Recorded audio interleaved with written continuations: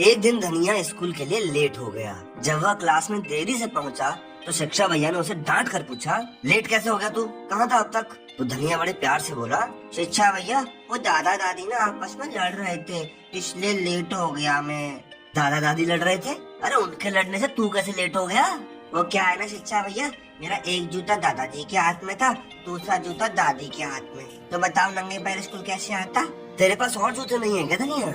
नहीं है भैया। चल आज तो अंदर आजा, और अगली बार से ऐसा ना हो इसीलिए व्यू प्रोडक्ट पे क्लिक करके अपने लिए एक और जोड़ी जूते मंगा ले। चल। क्लास में बैठने के बाद शिक्षा भैया धनिया को बुलाते हैं कि लाओ अपना होमवर्क चेक कराओ। तो धनिया बोलता है, भैया मैंने तो होमवर्क किया नहीं है।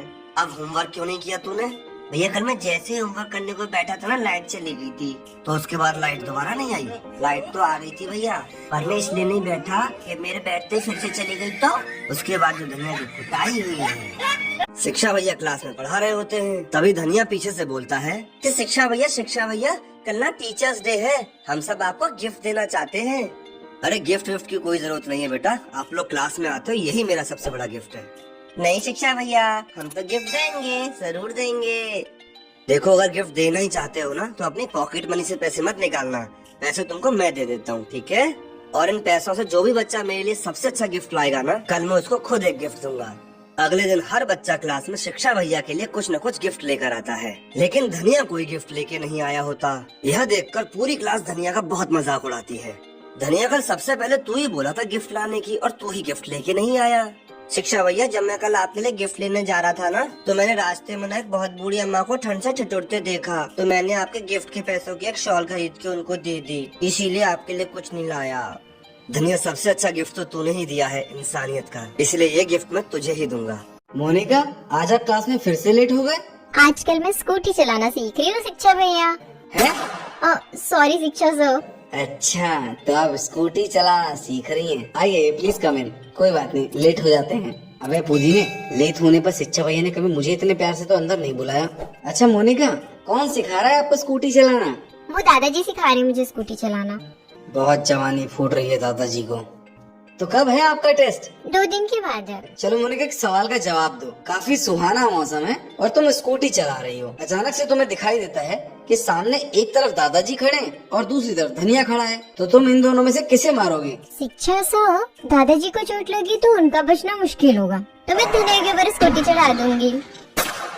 स्कूटी चलाना तो आप बहुत अच्छा सीख गई मोनिका। दादाजी ने बताया नहीं आपको कि स्कूटी में ब्रेक भी दिया होता है, सामने कोई आ जाए तो उसके ऊपर चढ़ाना नहीं है, ब्रेक मारना है।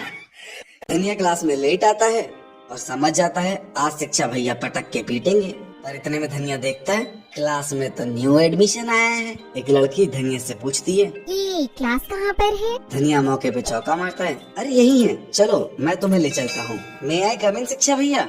आओ बेटा धनिया आओ। अरे तुम्हारे साथ ये कौन है? न्यू एडमिशन है शिक्षा भैया। Please come in, please come in. क्या नाम है आपका? जी मोनिका। अच्छा तो आप है न्यू एडमिशन, बैठिए बैठिए। आज आपकी पहली क्लास है? जी शिक्षा भैया। क्या? जी शिक्षा भैया। अरे पगला गई हो क्या? मैंने कुछ गलत कहा क्या शिक्षा भैया? अरे भैया मत कहिए ना, मेरा नाम शिक्षा है। तो क्या मैं आपको शिक्षा कह के बुलाऊंगी? अरे इतनी छूट तो हमने दादाजी को भी नहीं दी, आप हमें शिक्षा सर कह के बुलाएंगी। ठीक है शिक्षा सर। अरे ऐसे नहीं, शिक्षा सर, थोड़ा प्यार से। ओके शिक्षा सर। हाँ ये हुई ना बात। देख रहा है ना धनिया, सब तो लौंडा भी पिघल गया। धनिया लगातार फेल हो रहा था। शिक्षा भैया ने धनिया से कहा, बेटा थोड़ा ध्यान दो पढ़ाई पर, अगले महीने एग्जाम है, फिर फेल मत हो जाना। क्लास में लड़के शर्त लगा रहे थे धनिया इस साल कितने सब्जेक्ट में फेल होगा, और तो और लड़कियों ने भी मजाक बना दिया धनिया का। धनिया ने बेंच पे खड़े होकर पूरी क्लास से कह दिया, इस साल क्लास में फर्स्ट मैं ही आऊंगा। और पूरी क्लास धनिया पे हंसने लगी। 1 महीने बाद शिक्षा भैया को दादाजी मिले। दादाजी एग्जाम बहुत नजदीक आ गए हैं, धनिया ने क्लास में सबको चैलेंज दिया है वो फर्स्ट आएगा, वो पढ़ाई कर रहा है कि नहीं? अरे काहे चिंता करते हो शिक्षा भैया, धनिया बहुत ही निंजा तरीके से पढ़ाई कर रहा है। दादाजी शिक्षा भैया को अपने घर ले जाते हैं। अब घर जाके देखते हैं तो धनिया शीशे के सामने बैठ के पढ़ रहा है। धनिया शीशे के सामने पढ़ाई क्यों कर रहे हो? इसके 3 फायदे होते हैं। पहला तो मैं खुद पे नजर लग पाता हूँ, दूसरा पढ़ाई के साथ साथ रिवीजन खत्म, और तीसरा मुझ जैसे इंटेलिजेंट आदमी को एक और इंटेलिजेंट आदमी की कंपनी मिल जाती है। धनिया तू इस बार भी फेल होगा।